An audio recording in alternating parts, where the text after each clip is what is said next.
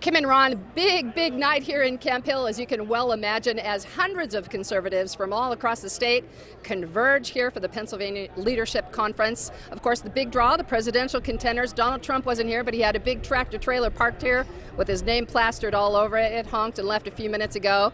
Right now, we can take a look inside. The ballroom is being set up for the big dinner. That's at 6:30 tonight. It's sold out. More than 800 people going to be there. Dining, breaking bread, networking, everything you would do at a conference like this. But earlier, the big draw, John Kasich and Ted Cruz. John Kasich spoke at 1 o'clock this afternoon. Ted Cruz about a half an hour late. He was supposed to be on stage at 4. He was there at 4:30, and man, were they ready for him. The reason he was late, he had a one-on-one interview with Barbara Barr. How did that go? Well, Janelle, he told me, get ready for a contested convention. They're gearing up. It's all about the delegates and those unbound delegates. There are 54 of them here in the state of Pennsylvania, so expect a big fight in Cleveland this summer. Hi, Barbara. Senator. Nice to meet you. Good to see you. Senator Ted Cruz tells me he believes it's a two-man race nationally and here in Pennsylvania. For the people of Pennsylvania, there's a very simple choice.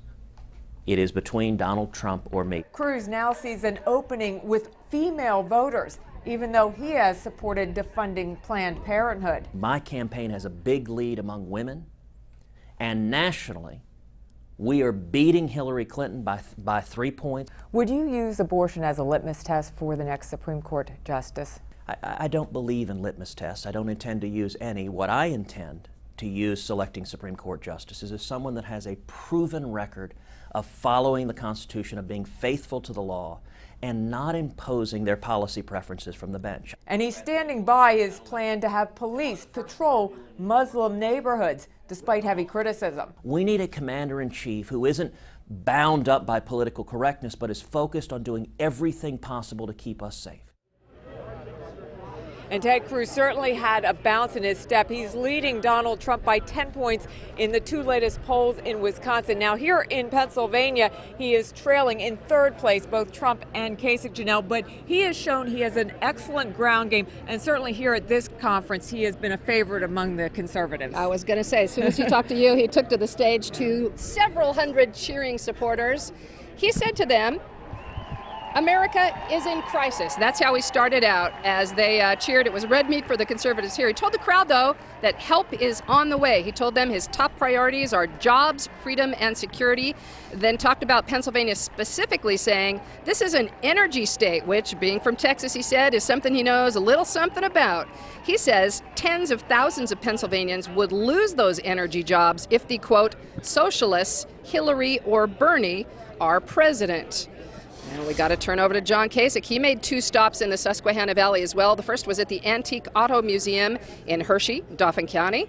Near here, he spoke and took questions from the audience on issues including education, building businesses, passing common sense legislation, and he took a couple swipes at Ted Cruz too. You know, he's not the front runner right now, and he's trying to turn it into a different game. We're back here with News 8's government reporter Mike Straub, and you had a one-on-one with John Kasich. Absolutely, yes we did. John Kasich felt right at home in Hershey this morning, reminding everyone there that he is a Pennsylvania guy, native. yeah. That's right, and he grew his brand of politics back in McKees Rock, Allegheny County.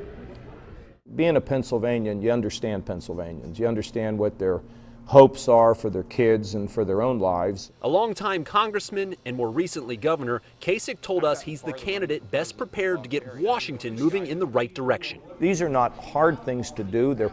You just got to get the politicians to do their job and to stop playing, Republican or Democrat politics and just focus on the country. That's what I've done all of my lifetime. I've been able to, both in Washington and in Ohio, to provide really an economic lift so people could have confidence about their jobs, get better wages, their kids can have a better future than they have. The last Franklin and Marshall poll has Kasich and Trump only separated by a few points, and Kasich doesn't plan on slowing down. Like Thomas the Tank Engine, who I think I visited right here in Pennsylvania with my children years ago, we're the little engine that just keeps climbing.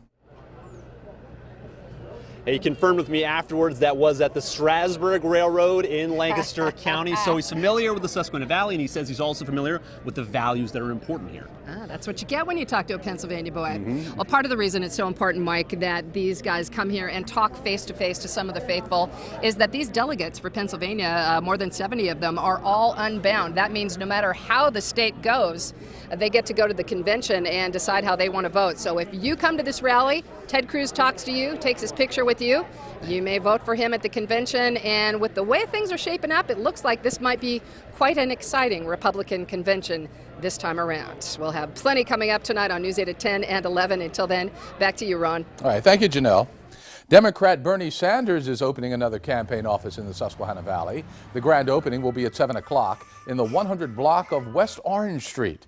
The Sanders campaign plans to kick off tomorrow what it calls its Pennsylvania Days of Action, a weekend where hundreds of volunteers across the state will knock on doors and make phone calls. This is just the beginning of News 8's coverage of the presidential campaign here in the Susquehanna Valley. We have crews assigned to each party. It is our commitment to make you an informed voter before the April 26th primary.